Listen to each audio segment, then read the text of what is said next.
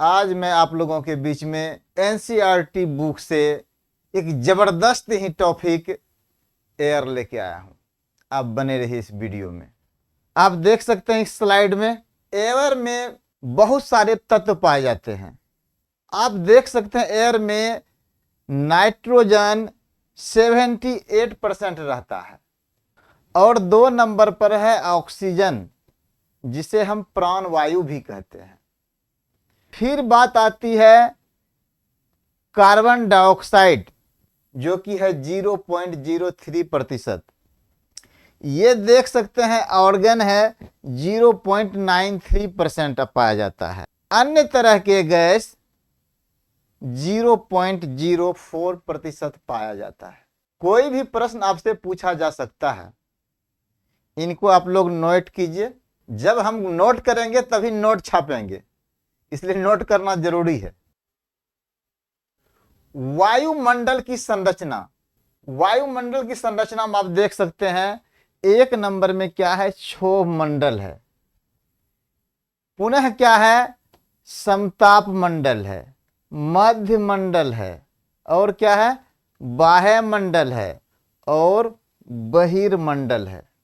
Okay, आप देख सकते हैं एक पृथ्वी को एक परत से ढका हुआ है। हर परत का अलग अलग कार्य होता है। Point should be noted. अगले स्लाइड में देखिए क्षोभ मंडल। इसी क्षोभ मंडल में सभी तरह की घटनाएं होती है। मौसम परिवर्तन, ऋतु परिवर्तन, जितना भी तरह का घटनाएं होती है प्राकृतिक में, कहाँ होती है, क्षोभ मंडल में, जिसको ट्रोपोस्फेयर भी कहते हैं। इनका जो है ऊंचाई कितना है, 13 किलोमीटर तक ये फैला हुआ है। इसी में देखते हैं कि बारिश होती है, हम मानव सांस लेते हैं। आप देख सकते हैं कि आंधी तूफान भी आता है इसी क्षोभ मंडल में। अनावृष्टि भी देख सकते हैं कि कहाँ होता है, इसी क्षोभ मंडल में होता है। इस तरह से इस चैप्टर में कोई भी प्रश्न हमसे पूछा जा सकता है, आप इन्हें नोट कर लें। ओके, कि आखिर क्षोभ मंडल में क्या क्या घटनाएं होती है। नेक्स्ट है समताप मंडल। समताप मंडल है कि इसमें O3 गैस है, अर्थात ओजोन का परत होता है, जो कि हम मानवों को पृथ्वी पर पराबैंगनी किरण से बचाती है। O3 देख सकते हैं, यही गैस है। चूंकि हर तरह के घटनाएं से यहां पर जैसे मौसम बदलते रहता है, ऐसी स्थिति परिस्थिति यहां पर नहीं होती है। इसलिए आप देख सकते हैं हवाई जहाज का जो उड़ान भरता है, ये समताप मंडल में ही भरा जाता है। ओके, पुनः आ जाइए मध्य मंडल। यह 80 किलोमीटर तक फैला हुआ है। जब उल्का पिंड आता है तो इस परत में ये जल जाते हैं, और ओजोन का जो विस्तार है मध्य मंडल में भी कुछ ना कुछ है। इस परत में ऊंचाई के साथ तापमान क्या होता है, नीचे गिरता है। आप लोग स्क्रीनशॉट भी ले लें ताकि हमें रिमेंबर करने में आसानी हो। पुनः आइए बाह्य मंडल। इस बाह्य मंडल में क्या होता है, ऊंचाई के साथ तापमान बढ़ता है। धरती से प्रसारित रेडियो तरंग इस परत से पुनः परावर्तित हो जाती है। यही बाह्य मंडल है कि जब हम मोबाइल से बात करते हैं, टेलीफोन से बात करते हैं, रेडियो पर कोई गाना सुनते हैं, क्या होता है, इसी परत में टकरा करके पुनः हमारा क्या होता है, लौट जाती है। और इसका विस्तार जो है 80 से 400 किलोमीटर के बीच होता है। ओके, अब आती है बात बहिर्मंडल। वायुमंडल के सबसे ऊपरी परत होता है यह बहिर्मंडल। लगभग 640 किलोमीटर से ऊपर बहिर्मंडल का विस्तार है। इस परत में नाइट्रोजन, ऑक्सीजन, हाइड्रोजन एवं हीलियम गैस की प्रधानता है। Point should be noted. बहुत सारे जीके इससे निकल रहा है इस चैप्टर से। अब है पवन।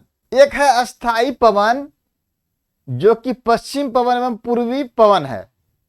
हवा 2 तरह का बहती है, एक पूर्वा हवा, एक पछिया हवा, हम लोग गांव घर में बोलते हैं उसको। मौसमी पवन है, देख लीजिए, ऋतुओं के अनुसार दिशा बदलती है। जैसे जैसे ऋतु बदलेगा उनका क्या होता है, हवा की दिशाएं बदल जाती है।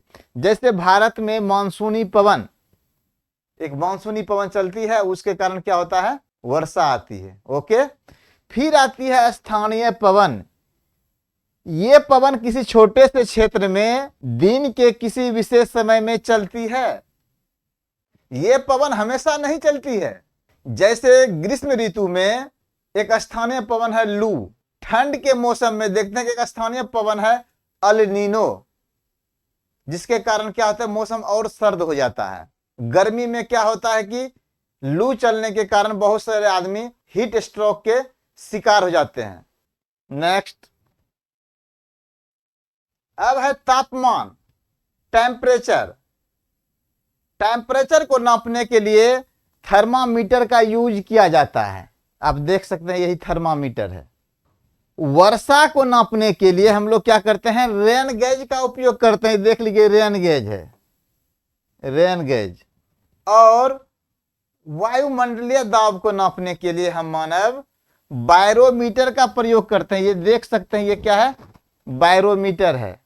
एक स्वस्थ मनुष्य के शरीर का तापमान 37 डिग्री सेल्सियस होता है और फ़ारेनहाइट में 98.6 फ़ारेनहाइट होता है। इसलिए फिजिक्स में कहा जाता है हम मानव को ठंडी लगती नहीं है बल्कि गर्मी निकल जाती है। तापमान का यह सिद्धांत है, हमेशा गर्म ठंडे की ओर जाती है। अगर दो क्षण गर्म, एक क्षण गर्म है एक ठंडा है, जब सटाएंगे हीट का जो प्रवाह होगा वह क्या होगा, गर्म से ठंडे की ओर जाएगी। हम लोग जब कोट पहनते हैं, स्वेटर पहनते हैं, वो क्या करती है, हमारे शरीर के तापमान को बाहर नहीं निकलने देती है, हमारे शरीर के तापमान को बरकरार रखती है। इसलिए हम लोग क्या करते हैं, मोटे कपड़े, ऊनी कपड़े का जाड़ा के दिन में इस्तेमाल करते हैं।